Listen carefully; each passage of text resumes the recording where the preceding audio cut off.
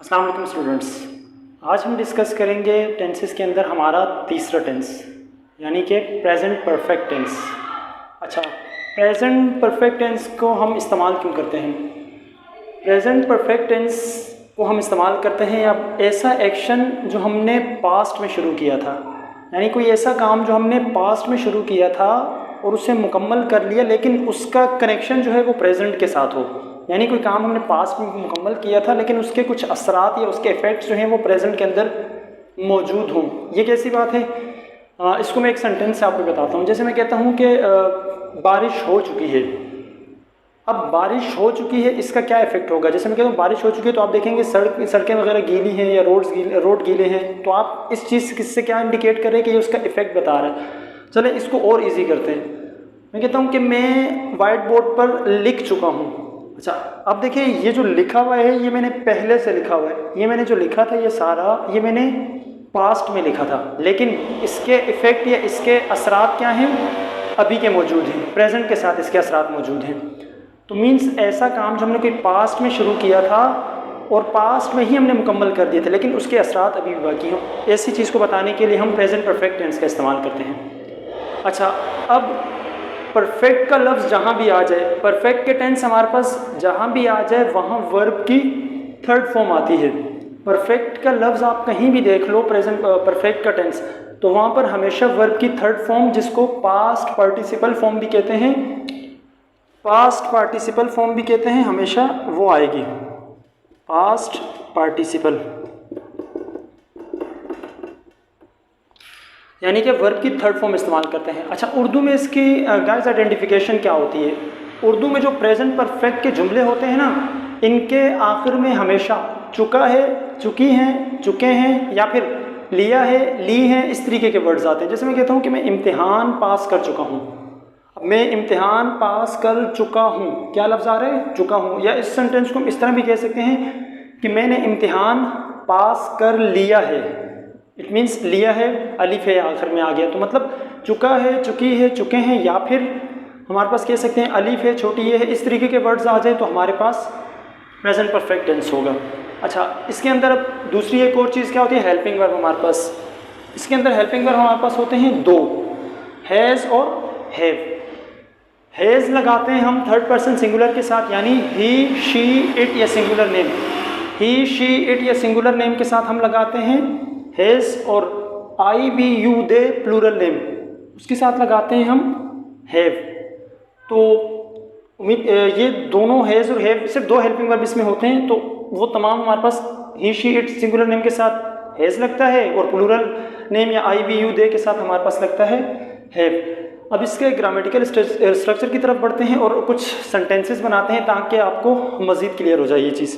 इसका grammatical structures हमेशा की तरह जो मैंने आपको बताया तमाम टेंसेस में यही होता है। जब भी आप सेंटेंसेस बनाने लगेंगे टेंसेस के अंदर या इंग्लिश के अंदर, हमेशा याद रखना सब्जेक्ट पहले आता है, उसके बाद हेल्पिंग वर्ब आता है, फिर वर्ब आता है और ऑब्जेक्ट आता है। तमाम टेंसेस के लिए 12 के 12 टेंसेस के लिए आपने अगर ये फार्मूला याद रख लिया, अपने माइंड में रख लिया, तो आपको कभी भी जो है ना सेंटेंसेस को इंग्लिश में जब ट्रांसलेट करेंगे तो कभी भी आप जो है ना उसके अंदर मिस्टेक नहीं करेंगे अगर ये फार्मूला आपके माइंड में होगा, यानी सब्जेक्ट, हेल्पिंग वर्ब, वर्ब की कोई भी फॉर्म और उसके बाद ऑब्जेक्ट। अच्छा, ये प्रेजेंट परफेक्ट टेंस में अब इसका क्या स्ट्रक्चर बनेगा?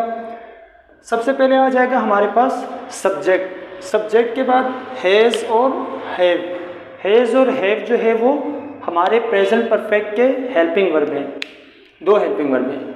Has he, she, it singular name के साथ लगेगा, हैव लगेगा आई, वी, यू, दे या प्लूरल नेम के साथ। उसके बाद वर्ब की होगी हमारे पास थर्ड फॉर्म, क्योंकि परफेक्ट का टेंस है। अच्छा, इसकी उर्दू में भी हमेशा याद रखना, कहीं भी आप चुका है, चुकी है, चुके हैं के लफ्ज़ देख लो या परफेक्ट का टेंस देख लो, वहाँ पर आपने वर्ब की थर्ड फॉर्म लगानी है, जिसे पास्ट पार्टिसिपल भी कहते हैं।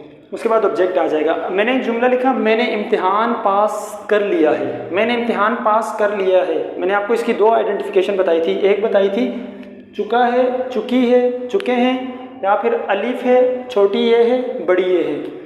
जैसे मैंने इम्तिहान पास कर लिया है, अब इसके आखिर में देखें क्या आ रहा है हमारे पास, लिया है, अलिफ है। इसी तरह मैं हो सकता हूँ कि मैं ये कहता हूँ कि मैंने चाय पी है, पी है, अब ये छोटी ये है आ गया। मैंने इम्तिहान पास कर लिया है, सब्जेक्ट इसमें हमारे पास है मैं। आई के साथ क्या लगाएंगे हम हेल्पिंग वर्ब? हैव, क्योंकि हमारे पास हैज़ लगता है ही शीट सिंगुलर नेम के साथ और हैव लगता है I we you they plural name के साथ। आई हैव पास्ट, पास्ट यानी कि पास्ट मीन्स थर्ड फॉर्म इसकी लगाइए वर्ब की। I have past an exam, मैंने इम्तिहान पास कर लिया था, ये सिंपल सेंटेंस हमने बनाया, यानी जिसे अफर्मेटिव भी कहते हैं, सादा जुमला भी कहते हैं उर्दू के अंदर। इसी का अगर नेगेटिव हम बनाएंगे तो नेगेटिव में हम क्या लगाते हैं? सिर्फ नोट लगा लेते हैं। हेल्पिंग वर्ब के बाद नोट लगाएंगे तो हमारे पास वो नेगेटिव बन जाता है। I have not passed an exam, मैंने इम्तिहान पास नहीं किया है। अच्छा, have you passed an exam, सवालिया जुमला कैसे बनाएंगे हम? सवालिया में हमेशा याद रखना क्वेश्चन मार्क आता है आखिर में। सवालिया जब भी बनाएंगे तो हमारे पास जो उसका हेल्पिंग वर्ब होता है वो स्टार्ट में आ जाएगा। Have you passed an exam, क्या तुमने या आपने, हैव आई, सॉरी यहाँ आएगा have I, have I passed an exam, क्या मैंने इम्तिहान पास कर लिया है। अच्छा, इसी जुमले को अगर मैं को हटा के तुम कर देता, अगर मैं कहता कि तुमने इम्तिहान पास कर लिया है, मैं कहता तुमने इम्तिहान पास कर लिया, तो फिर इस जुमले में क्या चेंजिंग होती? आई की जगह यू आ जाता, बाकी चीज़ें सारी सेम रहती। यहाँ भी आई की जगह क्या आता? यू आ जाता। सवालिया जुमले में क्या होता? हैव शुरू में आ जाता और यहाँ पर यू आ जाता। तो इसी तरह आज का जो है हमारा प्रेजेंट परफेक्ट टेंस का जो लेक्चर था, इसको हम यहीं पर एंड करते हैं। तो उम्मीद करता हूँ गाइस आज का जो हमारा लेक्चर था उससे आपकी जो है ना प्रेजेंट परफेक्ट टेंस के हवाले से जो भी आपकी कन्फ्यूजन थी, अंडरस्टैंडिंग होगी, वो क्लियर हो गई होगी आज के लेक्चर के बाद। तो ऐसी मज़ीद वीडियोस देखने के लिए मेरे चैनल को सब्सक्राइब कीजिएगा और बेल आइकन को प्रेस कीजिएगा ताकि मेरे अब जो आगे टेंसेस में पढ़ाऊँगा तो वो भी आप तक आसानी पहुँच सके। शुक्रिया।